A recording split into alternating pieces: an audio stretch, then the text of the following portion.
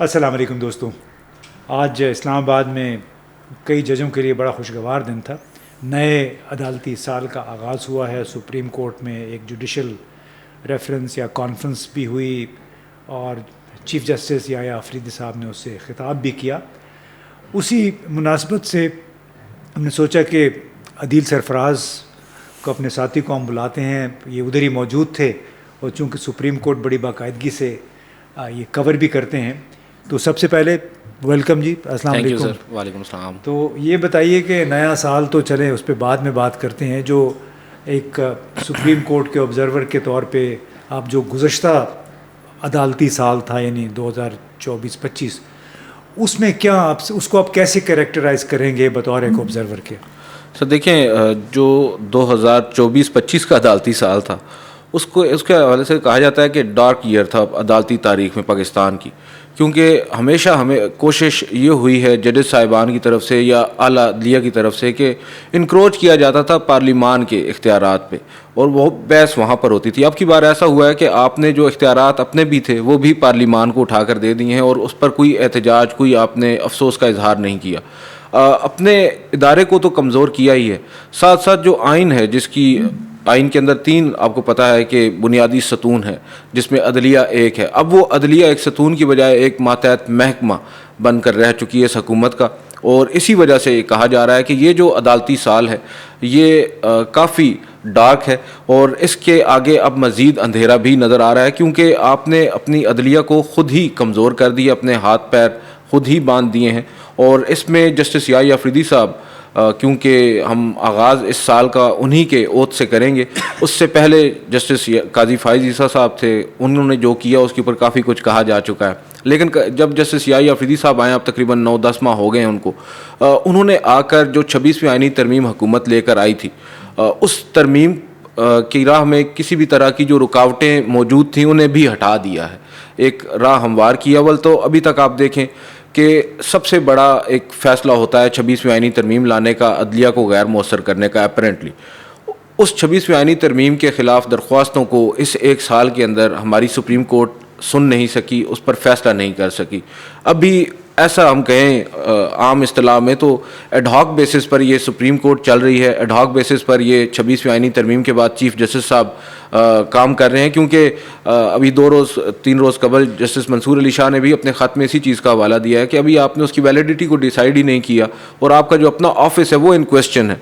और ये है बेसिकली अदालती साल, जो एक 26वीं आइनी तरमीम के ऊपर टिकी हुई अदालत है वो डिसाइड नहीं कर पा रही कि वो तरमीम दुरुस्त थी या नहीं थी। उसके ऊपर अब जब फैसला होगा तो फिर आप देखिएगा आगे क्या होता है। इस वक्त तो बड़ी मायूसी नज़र आ रही है, इवन वकला के अंदर भी वो भी समझते हैं कि हमें नहीं नज़र आ रहा कि अब चीज़ें बेहतर किस तरह होंगी। ओके, ये बताएं, इसका तो मतलब फिर यानी कि काजी फ़ाइज़ ईसा के बाद चीफ़ जस्टिस याया अफरीदी भी मुकम्मल तौर पे एक लिहाज से सहूलतकारी कर रहे हैं 26वीं तरमीम के तहत अदलिया को मुकम्मल तौर पे बेबस बनाने के लिए। उन्हें सहूलतकारी करना पड़ भी नहीं रही सर। उनके पास अव्वल तो कुछ इख्तियारात थे वो उनसे ले लिए गए। उनकी सहूलतकारी यहाँ तक है कि वो अपने इख्तियारात वापस लेना भी नहीं चाह रहे। वो बस यही चाह रहे हैं कि जो उनके पास इख्तियार हैं वो काफ़ी हैं, और वो ना कोई आइन की तशरीह करना चाह रहे हैं, उन्हें कोई उसमें इंटरेस्ट नहीं है, और ना ही वो ये चाह रहे हैं कि कोई ऐसी लेगेसी कायम करें बतौर चीफ़ जस्टिस जो उनके प्रेडेसेसर्स माजी में कर चुके हैं या ख्वाहिश रख चुके हैं। इनकी ऐसी कोई ख्वाहिश नहीं है। ये हाँ, बहरहाल ऑप्टिक्स के ऊपर बहुत काम कर रहे हैं, अदलिया में नई नई इस्लाहात लाने की बातें कर रहे हैं, और आज भी इन्होंने एक फैसिलिटेशन सेंटर कायम किया है, उसका इफ्तिताह किया है। एक बड़ी मीडिया कॉन्फ्रेंस का इन्होंने इनेकाद किया है, वहाँ पर इन्होंने एक पूरे, मैं तो कहूँगा मादत के साथ, एक सियासतदान की तरह तकरीर की है, और जो असल सवालात हैं उनके जवाबात देने से वो गुरेज कर रहे हैं, जो उनके ब्रदर जजेस उठा रहे हैं। मगर जो गैर ज़रूरी चीज़ें उनमें उन्होंने ख़ुद को भी और अपनी अदलिया को भी इन्वॉल्व कर रखा है, जो असल इस्लाहात हैं वो लेकर नहीं आ रहे। तो सहूलतकारी कहें या न कहें, बहुत से ऐसे केसेस हैं जो अब भी वो डिसाइड कर सकते हैं, लेकिन वो करना ही नहीं चाह रहे, वो खुद ही पीछे हट गए हैं। मसलन कौन से केस? जैसे सर आपके सामने क्रिमिनल केसेस सारे वो आईनी बेंच के सामने तो नहीं जाने। 9 मई के केसेस इनके सामने आए थे।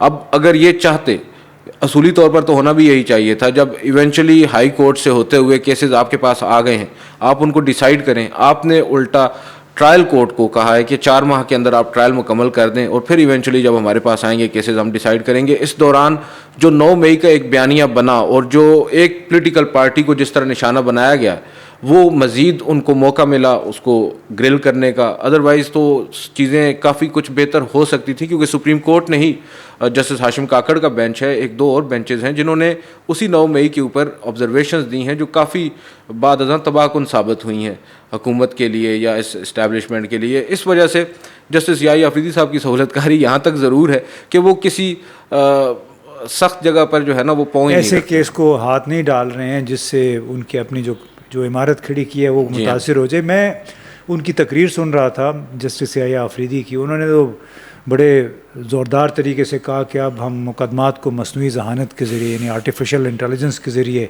तय करेंगे। तो उससे मेरे 2 सवालात हैं, आप उसका तफसील से जवाब दे दें। पहला तो यह है कि जो आर्टिफिशियल इंटेलिजेंस का जो पैमाना है, क्या वो सियासी तौर पे जो हाई प्रोफाइल केसेस होते हैं उस पर भी उसका इत्लाक होगा? और दूसरा ये कि ये किस किस्म के चीफ़ जस्टिस हैं कि इन्हें मालूम नहीं है कि किस कदर ताख़ीर है पाकिस्तान में, जिसको पेंडेंसी कहते हैं, एक सुप्रीम कोर्ट से लेकर निचली अदालतों तक लाखों, शायद 30 लाख के करीब केस हैं। तो ये क्या समझते हैं कि 1860 का कदीम जो क्रिमिनल जस्टिस सिस्टम है, ताज़ीरी कानून जो है, उसको तब्दील किए बगैर या कन्विक्शन रेट, उनके जल्द फैसलों को कैसे फैसिलिटेट कर पाएंगे? बिल्कुल आपकी बात दुरुस्त है। जबकि जब ये तकरीर कर रहे थे तो मेरे साथ एक बड़े सीनियर वकील थे, बुज़ुर्ग वकील थे, उन्होंने कहा कि अगर पंजाबी में उन्होंने एक मिसाल दी, उन्होंने कहा कि अगर गल आर्टिफिशियल इंटेलिजेंस से आ गई है फिर सुलह ही कर लो। मतलब मसनूई ज़हानत से आपने अदालतें चलानी है। तो बात यह है सर, देखें आपकी बात बिल्कुल ठीक है, CRPC को आप तब्दील नहीं कर रहे। CRPC वो अब 150 साल पुराने कानून के ऊपर आप कह रहे हैं कि आप मसनूई ज़हानत का इस्तेमाल करके आप लोगों को इंसाफ देंगे, सस्ता और मेयारी और टिकाऊ इंसाफ देंगे, ये मुमकिन नहीं है। आपने सबसे पहले हमारा फोकस ही इनका सुप्रीम कोर्ट पे है। सुप्रीम कोर्ट सर एक एपेक्स कोर्ट है जहाँ पर सबसे आखिर में एक केस ने आना है, हतमी शक्ल उसने इख्तियार करनी है। जो मुख्तलिफ मराइल हैं नीचे, ट्रायल कोर्ट से हाई कोर्ट से फिर इवेंचुअली सुप्रीम कोर्ट, उनमें आप क्या कर रहे हैं? वहाँ पर तो आधी से ज़्यादा अदालतें, आप मसनूई ज़हानत की बात कर रहे हैं, वहाँ पर तो इंटरनेट ही दस्तियाब नहीं है, वहाँ पर तो मुकम्मल तौर पर बिजली भी दस्तियाब नहीं है। जिन कमरा अदालतों में ये फ़ैसले होते हैं, सज़ाए मौतें सुनाई जाती हैं और उसी CRPC के तहत। तो बेसिकली तो सर रिफॉर्म्स अगर लानी है तो आपको वहाँ पर लानी है, कानून साजी करनी है, आपने जो पुराने बोसीदा कवानीन हैं उनको ख़त्म करना है। मसला ये है कि आज एक जानिब हम बात कर रहे हैं CRPC की, हम बात कर रहे हैं मसनूई ज़हानत की, मगर साथ ही आज भी हम, आपने अभी सियासी केसेस की बात की, जो सियासतदान हैं जिनको हमने अगर फ़िक्स करना है तो उनके लिए भी वो गोरों के बनाए हुए कवानीन का ही अब आज भी हम सहारा ले रहे हैं, उनमें ही थोड़ी थोड़ी तरमीम करके उनको दोबारा से लागू कर रहे हैं। तो बेसिकली तो आपने पूरा हाउस इन ऑर्डर करना है। उसके लिए आपको सबसे पहले तो नीचे से शुरू करना होगा। आपकी प्रोसिक्यूशन कैसे केसेस, अब आप देखें, मैंने भी आपके सामने 9 मई का जिक्र किया, ये केस इंस्टेंस हमारे सामने है।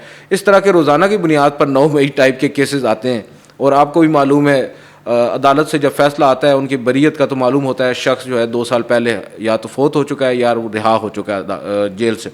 इसी तर्ज पर रोज़ाना की बुनियाद पर केसेस आ रहे हैं। उनमें क्यों कर और कैसे प्रोसिक्यूशन का जो किरदार है उसे आप नज़रअंदाज कर रहे हैं। आपके पास मौका था 9 मई के केसेस में आप वंस एंड फॉर ऑल ये सेटल करते, असूल बनाते और यहाँ पर कवानीन रिकमेंड करते। ऑब्वियसली अदालत ने या सुप्रीम कोर्ट ने तो कवानीन नहीं बनाने, पार्लिमान ने बनाने हैं, मगर आप पार्लिमान को रिकमेंड तो कर सकते हैं अपने फैसलों के ज़रिए और फिर वो बाइंडिंग होते हैं पार्लिमान की। इसमें रुकावट क्या है कि ये क्यों नहीं करना चाहते? क्योंकि कई साल हो गए हैं कि पाकिस्तान इस लिहाज से बदनाम है कि यहाँ पे कन्विक्शन रेट जो है 4-5% है, किसी बाज़ जगह पे 10% है। हत्ता कि जो इंसदाद दहशतगर्दी की अदालतें हैं, एंटी टेररिस्ट कोर्ट्स, वहाँ भी कानूनन तो 3-4 महीने के अंदर अंदर फैसला हो जाना चाहिए, लेकिन उधर भी 3-3, 4-4 साल में चलता है। तो इन चीफ जस्टिस को ये नज़र नहीं आता है?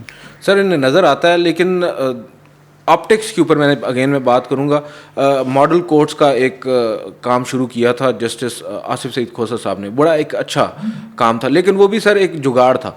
आपने चंद मॉडल कोर्ट्स बनाकर जो असल अदालतें आपका काम कर रही हैं उन्हें आपने बिल्कुल साइड पर रख दिया, वो फिर वही करेंगी जो पहले कर रही थी। अगर मॉडल कोर्ट्स नहीं काम करना है, या तो आप तमाम कोर्ट्स को मॉडल कोर्ट्स की शक्ल दे दें।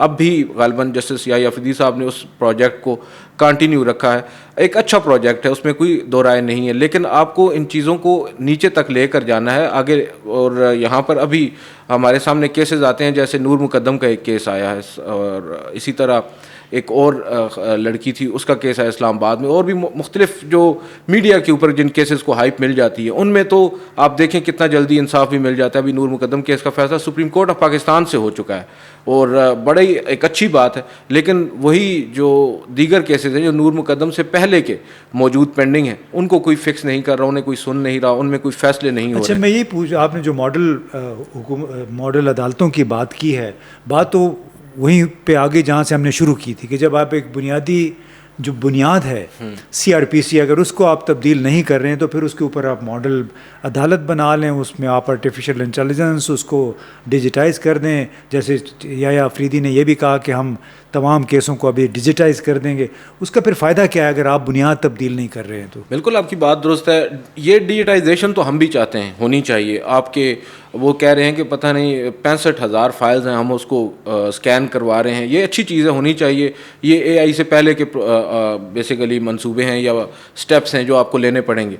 लेकिन सबसे पहले तो सर बात अगेन वही है कि जो बोसीदा कवानीन है उन्हें क्यों कर आप कंटिन्यू रख रहे हैं। और इसमें इस पार्लिमान का, जो कि इस वक्त तो आपको अगर जो हमें तासुर दिया जा रहा है, पार्लिमान और अदलिया एक पेज पर हैं, और पार्लिमान और अदलिया जो जुडिशल कमीशन में भी एक साथ बैठे हैं, वहाँ पर बैठकर ये क्यों कर इस चीज़ को डिसाइड नहीं करते, इसके ऊपर बात नहीं करते। जस्टिस याही अफरीदी साहब बड़े इनोवेटिव भी हैं, बड़े क्रिएटिव भी हैं और बड़े रिफॉर्मिस्ट भी हैं, तो उन्हें चाहिए, मुलाकातें भी करते हैं, वो सियासतदानों को अपने घर भी बुला लेते हैं और उनके साथ मामलात तय करने के लिए बड़ा अहम किरदार भी अदा करते हैं। तो जो असल काम है जिसके लिए उन्हें बुलाना चाहिए इन सियासतदानों को, वो करें और फिर उनसे कहें, उन पर दबाव डालें। बाकी काम तो पब्लिक रिलेशंस है ना जी, आप लोगों से मिलना मिलाना अगर कर रहे हैं, लेकिन आप बुनियादी फरीज़ा जो है आपका आइन और कानून का एहतराम, उसको वक्त के मुताबिक ढालना, अगर वो आप नहीं कर रहे हैं तो मतलब है कि जो 24-25 लाख आपकी तनख्वाह है बस उस पर आप खुश हैं। मैं उस कॉन्टेक्स्ट में ये पूछना चाह रहा था कि एक तो तनख्वाहें तो चले एक तरफ है इनकी, मैं तो हैरान हुआ जो उन्होंने अपनी तकरीर में कहा, यानी 8 सितंबर को, कि पहले मेरे पास 9 सिक्योरिटी गाड़ियाँ मुहैया थी, अब मैंने कम कर दी हैं, दो हो गई हैं। यानी काजी फायजीसा समेत तमाम चीफ़ जस्टिस को 9 सिक्योरिटी गाड़ियाँ फराहम थीं। ये क्या कोई वॉर लॉर्ड्स हैं जो कि अपने साथ 8-8, 9-9 गाड़ियाँ रखते हैं? वज़ीर दाखिला चलता है तो उसके साथ शायद 15 गाड़ियों का काफ़िला होता है। तो इस पे कभी इनका किसी ने पूछा है इनसे कि आया आप तो जज हैं, आपको किसी ने क्या कहना है? सर देखिए, इतनी गाड़ियाँ होती भी नहीं हैं। मोस्टली जो चीफ़ जस्टिस साहिबान होते हैं वो इनकार कर देते हैं इतनी सिक्योरिटी लेने से, लेकिन जो इनकार करते हैं वो शायद इतना उसके ऊपर बताते नहीं हैं कि हमने इनकार कर दी, क्योंकि हम देखते रहते हैं अक्सर चीफ़ जस्टिस वगैरह का काफ़िला जब जा रहा होता है तो इतनी गाड़ियाँ भी नहीं होती। हाँ, कुछ होते हैं जो शौकीन होते हैं प्रोटोकॉल के, जैसे कि आजकल एक और सीनियर जज हैं, उन्हें बड़ा शौक़ है, 2-2, 3-3 गाड़ियों के शौकीन हैं। काजी फायज़ ईसा साहब, जो याही अफरीदी साहब ने आज बात की है, मैं इसको और कॉन्टेक्स्ट में ले रहा हूँ। देखिए, काजी फायज़ ईसा साहब थे, उन्होंने बुलेट प्रूफ गाड़ी वापस ले ली और फिर प्रेस रिलीज़ जारी कर दी। उन्होंने फ़लाँ गाड़ी जो खड़ी हुई लाहौर रजिस्ट्री में, उसको वापस करके प्रेस रिलीज़ जारी कर दी और साथ ही ये ख़त भी लिख दिया हुकूमत को कि इसको पब्लिक ट्रांसपोर्ट के लिए इस्तेमाल करें। तो ये बेसिकली वही, मैं अगेन बात करूँगा, सियासतदानों वाली बयानबाजी है जो एक जज का काम नहीं है। आपने अगर गाड़ी नहीं यूज़ करनी, आप ना यूज़ करें, वो एक अलग चीज़ है ना। यहाँ पर आप बैठकर उसके ऊपर स्कोरिंग कर रहे हैं और लोगों को खुश करने की कोशिश कर रहे हैं, अपना इमेज बिल्डिंग करने की कोशिश कर रहे हैं, ये मैं समझता हूँ गैर मुनासिब है। एक चीफ़ जस्टिस को ये ज़ेब नहीं देता कि वो ये बताए कि मेरे पास 9 गाड़ियाँ थी, अब मैं 2 इस्तेमाल करता हूँ।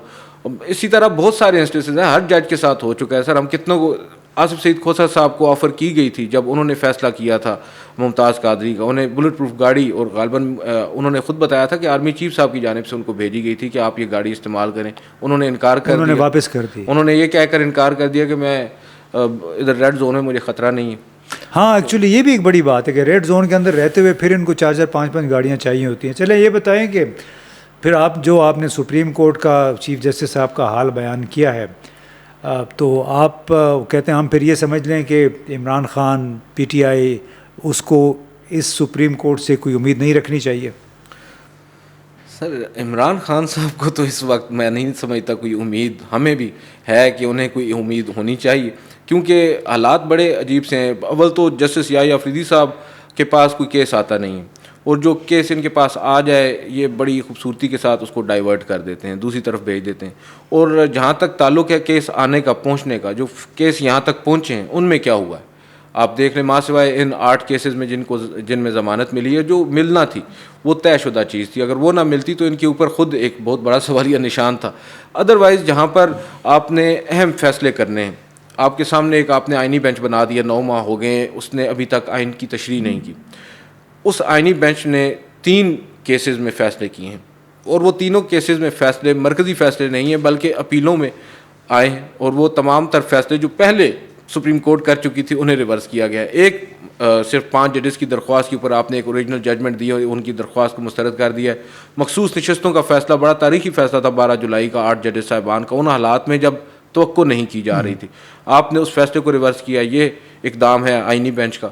और फिर फौजी अदालतों का सिविलियन में ट्रायल, उसको जायज़ करार देने का इकदाम है आइनी बेंच का। तो कैसे आप तवक्को कर सकते हैं कि ये यहाँ पर आइन की बालादस्ती होगी? जो तो वैसे भी तो उस ख्याल जहन के मालिक जज भी तो शायद अब अकलियत में चले गए हैं ना सर। देखें, उन ख्यालात या उस जहनीत के जो जजेस साहिबान हैं, जिन्हें आम तौर पर अदालती रादारियों में कॉन्स्टिट्यूशनल जजेस कहा जाता है, वो जजेस साहिबान खतूत लिखने पर मजबूर हैं, तकरीर करने पर मजबूर हैं। जहाँ उनको मौका मिलता है अपने तहफ़्फ़ुज़ात बारे आगाह करते हैं, चीफ़ जस्टिस को लिखते हैं। मगर चीफ़ जस्टिस का, अब जो हम पहले बात कर रहे हैं चीफ़ जस्टिस की प्रायोरिटीज़, वो सदर सुप्रीम कोर्ट बार एसोसिएशन की एक इस्तदा के ऊपर फुल कोर्ट की मीटिंग बुला लेते हैं, मगर अपने सीनियर प्यूने जज जस्टिस मंसूर अली शाह साहब के ख़त में उठाए गए 6 सवालात में से किसी एक का भी जवाब देने से गुरेज़ा हैं। तो जो ताज़ा तरीन तकरीर थी उसमें तो जवाब नहीं दिया। एक सवाल का जवाब हमें लगा शायद देने लगे हैं, वो भी आखिर में गोल हो गया। वो जो सर्कुलेशन के ज़रिए मंजूरी थी रूल्स की, वो भी आखिर में उन्होंने गोल कर दिया। तो बेसिकली बज़ाहिर ऐसा लग रहा है, आज की जो हमने अभी रिसेंट जो जुडिशल कॉन्फ्रेंस में देखा है, चीफ़ जस्टिस साहब गालिबन अपने सामने बिल्कुल बैठे जस्टिस मंसूर अली शाह साहब को ये बता रहे थे कि अब मैं हूँ पावर में और मेरे पास नंबर्स पूरे हैं। हाँ, बुनियादी तौर पे पैगाम यही था कि आपने जो ख़त लिखना है, जो भी करना है कर लें, अब नंबर मेरे पास है, जिसका हमने जिक्र किया कि ये लोग अब अक़लियत में चले गए हैं। क्योंकि अभी इतला आई है फुल कोर्ट मीटिंग जो, उसमें भी बताया जा रहा है कुछ जजेस साहिबान ने शिरकत नहीं की। बल्कि मैं आपको बता देता हूँ कि जो 4 जजेस साहिबान हैं उन्होंने आज शिरकत नहीं की, उनके नाम भी सामने आ गए हैं, और उन्होंने एक ख़त भी लिख दिया है चीफ़ जस्टिस ऑफ पाकिस्तान को। और उस ख़त के अंदर justice Mansoor Ali Shah, justice Ayesha Malik, justice Munib Akhtar, justice Athar Minallah साहब यही बता रहे हैं कि वो रूल्स जिनकी मंजूरी तो आप पहले दे चुके हैं, उसके लिए आपने फुल कोर्ट नहीं बुलाई, अब उनमें अमेंडमेंट्स के लिए आप फुल कोर्ट बुला रहे हैं, तो हमारी समझ से बालातर है। तो ये प्रोसीडिंग्स हो रही हैं सुप्रीम कोर्ट ऑफ पाकिस्तान में, और ये याहिया अफरीदी साहब के इक़दामात हैं जिनके ऊपर उनके ब्रदर जजेस की ये राय है। जस्टिस याहिया अफरीदी साहब को इससे कोई फ़र्क नहीं पड़ेगा। वो तो ये फिर कहा जाएगा, मेरा ख्याल है अखबारात में ये सुर्खी भी लग सकती है, rebellion in the supreme court कि उसमें बगावत हो गई है, कुछ जजों ने उस इफ्तिताई इजलास में शिरकत नहीं की है। ये बताएं, अगर सुप्रीम कोर्ट के ये हालात हैं तो फिर जो खुसूसी इंसदाद दहशत गर्दी की अदालत है इस्लामाबाद की, उसमें बड़े मशहूर अब जज हैं अबुल हसनात मोहम्मद जुल्करनैन, नाम भी इतना मुश्किल है, टंग ट्विस्टर है। तो उन्होंने जो 26 नवंबर के हवाले से कोई 280 FIR'ें थी PTI के रहनुमाओं और कारकुनों के ख़िलाफ़, उसमें इन्होंने जो बड़े रहनुमा हैं उमर अयूब, शिबली फराज, उनको ज़मानतें तोसी कर दिया ज़मानतों में। तो इससे आपको क्या लगता है, कोई थोड़ा सा ढील दी जा रही है थोड़ी सी? नहीं सर, उन्हें 9 मई में सज़ाएँ हो चुकी हैं, अब उन्हें यहाँ से ज़मानतें मिल भी जाएँ तो क्या हो जाएगा। मेरा नहीं ख्याल इसको ढील आप समझ सकते हैं। हुकूमत ने अगर ढील देना होती तो वो कब की दे चुकी होती। 9 मई मेनली, 26 नवंबर के ऊपर तो बहुत सारे जो केसेस हैं पहले भी हम देख चुके हैं कि पहले दिन से जब ये केसेस इनके अगेंस्ट आए हैं मुख्तलिफ कारकुनान के ख़िलाफ़, जिन्हें पहले कुछ रोज़ अंदर भी रखा गया, बाद उनकी ज़मानतें हो गई हैं। फोकस इस वक्त रियासत का 9 मई के ऊपर ही है, और आपको मालूम है कितने टची भी हैं हमारे हुकूमत वाले। 9 मई के ऊपर फ़ैसले भी आ चुके हैं, और अब हाई कोर्ट से भी जो फ़ैसले आ रहे हैं वो भी बड़े इंटरेस्टिंग हैं 9 मई के ऊपर। तो असल तो 9 मई के ऊपर ही पैरा है। जिस रोज़ वहाँ पर अगर रिलीफ मिलना शुरू हो गए तो फिर शायद 26 नवंबर ज़िंदा कर लिया जाएगा, फिर जहाँ पर जो रिलीफ आज दिए जा रहे हैं उनको वापस ले लिया जाएगा। रिलीफ मुझे कम से कम इमरान खान साहब या पाकिस्तान तहरीक इंसाफ के लिए मिलता इस वक्त तो नज़र नहीं आ रहा। कुछ CBMs आप ज़रूर कह सकते हैं, जिसमें उन 8 ज़मानतों के फ़ैसले भी, 8 केसेस में ज़मानत का फ़ैसला भी आप ले सकते हैं, या फिर अचानक जेल के दरवाजे खुल जाना, अहले खाना की मुलाकात कर लेना इमरान वकला खान की से। भी मुलाकातें होनी लेकिन शुरू हो उस पे लगता है कि शायद वो जो जेल में बैठा हुआ शख्स है जिसका नाम इमरान खान है, वो भी अब इन CBMs को आड़े वो उसमें की खातिर में नहीं ले रहा। वो भी कहता है कि बस ठीक है, अब मुझे कोई फ़र्क नहीं पड़ता। बज़ाहिर तो ऐसे ही लग रहा है। हाँ चलें, बहुत बहुत शुक्रिया। लगता यही है कि चाहे सुप्रीम कोर्ट है, चाहे एंटी टेररिस्ट कोर्ट है, फ़िलहाल पैगाम ये है, जो अपने जो तकरीरें भी हमने सुनी चीफ जस्टिस याह्या अफरीदी की, और उनके और जस्टिस मंसूर अली शाह के दरमियान जो कॉरेस्पॉन्डेंस भी हो रही है, तो शायद उससे यही नतीजा अखज़ किया जा सकता है कि इमरान खान और उनके बाकी साथियों के लिए फ़िल वक्त आला तरीन अदलिया में, जो कि जहाँ पे बहुत बड़ा एक तराजू भी उसके बाहर लगा हुआ है, वहाँ से कम अज़ कम उन्हें कोई रिलीफ़ मिलने का इम्कान नहीं है। और ऐसा लगता है कि अगर उनको रिलीफ़ मिली भी तो वो कोई बैरूनी अवामिल की वजह से ही, बैरूनी अवामिल उस पे, इस मामले में, इस फ़ैसले पे शायद असरअंदाज होंगे। वो क्या हैं, शायद इसी महीने के दौरान ही पता चल